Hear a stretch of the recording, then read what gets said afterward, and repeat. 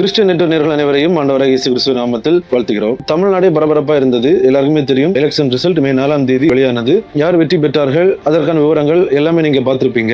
சரி, எலெக்ஷனுக்கும் இந்த வீடியோவுக்கும் என்ன சம்பந்தம் என்று நீங்கள் நினைக்கலாம். கிறிஸ்தவர்கள் ஒரு சில காரியங்களை புரிந்து கொள்ள வேண்டும். அதற்காகத்தான் இந்த வீடியோ. இன்றைய தினம் சமூக வலைதளங்களில் சென்று பார்க்கின்ற போது ஒரு காணொலியை அநேக கட்சிகளை சார்ந்தவர்கள் மிகப்பெரிய அளவில் கிண்டல் செய்வது, அதாவது ட்ரோல் செய்வதை பார்க்க முடிந்தது. அது என்ன காணொலி என்றால், நம்ம எல்லாருமே பார்த்திருப்போம். ஒரு சில தினங்களுக்கு முன்பாக அநேக கிறிஸ்தவ தலைவர்கள், கிறிஸ்தவ போதகர்கள் என்று சொல்கிற நபர்கள் குறிப்பிட்ட ஒரு கட்சியின் தலைவரை சந்தித்து அவருக்கு நாங்கள் முழுமையாக ஆதரவு அளிக்கிறோம், கிறிஸ்தவர்கள் முழுமையாக உங்களுடன் இருக்கிறார்கள் என்று சொல்லும் ஒரு காணொலி. இந்த காணொலியை வெளியிட்டு ஒரு சில கட்சியை சார்ந்தவர்கள் சில விமர்சனங்களை வைப்பதையும், ஆண்டவராகிய இயேசு கிறிஸ்துவை பற்றியும் அவரின் வல்லமை குறித்து பேசும் காட்சிகளும் ஒரு சில போஸ்ட்களையும் பார்க்க முடிந்தது. மிகவும் மனவேதனைக்குரிய ஒரு காரியம். இன்றைக்கு ஆண்டவருடைய வார்த்தைகளை சுமந்து சொல்லக்கூடிய நபர்கள் ஒரு சில கட்சிகளை ஆதரித்தும் ஒரு சில கட்சிகளுக்கான வேலைகளில் மிக தீவிரமாக ஈடுபடுவதையும் பார்க்க முடிகிறது. அது மட்டுமல்லாமல் இந்த எலெக்ஷன் காலகட்டங்களில் நீங்கள் இந்த கட்சிக்கு தான் வாக்களிக்க வேண்டும், இவர்கள் தான் நமக்கு பாதுகாப்பு அப்படின்னு சொல்லி அநேக கிறிஸ்தவ போதகர்கள், தலைவர்கள் திருச்சபைகளில் சொல்லும் அந்த செய்திகளையும் கேட்க முடிந்தது. என்னிடத்திலே தனிப்பட்ட முறையில் ஒரு சில நபர்கள் கூறினார்கள், என்னுடைய நெருக்கமான நண்பர் அவர் ஒரு சில காரியங்கள் கூறினது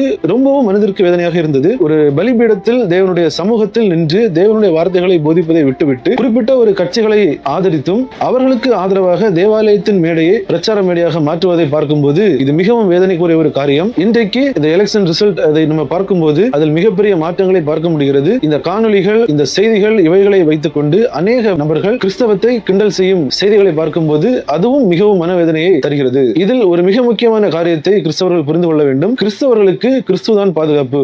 நாம் உலகளவில் பார்த்தோம் என்றால் ஒரு சில பகுதிகளில் கிறிஸ்தவர்கள் சுதந்திரமாக சுவிசேஷம் உரைக்கிறார்கள், ஒரு சில பகுதிகளில் துன்பப்படுகிறார்கள்.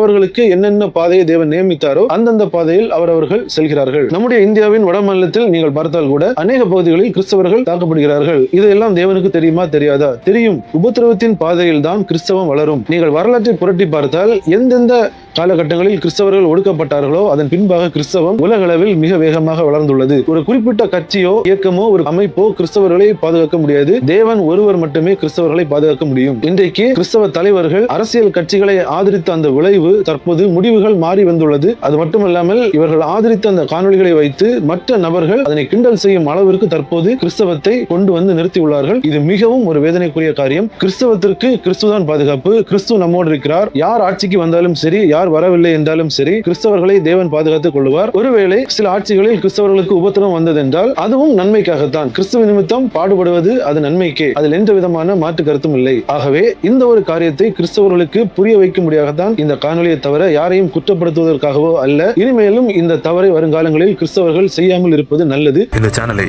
சப்ஸ்கிரைப் செய்து கொள்ளுங்கள்.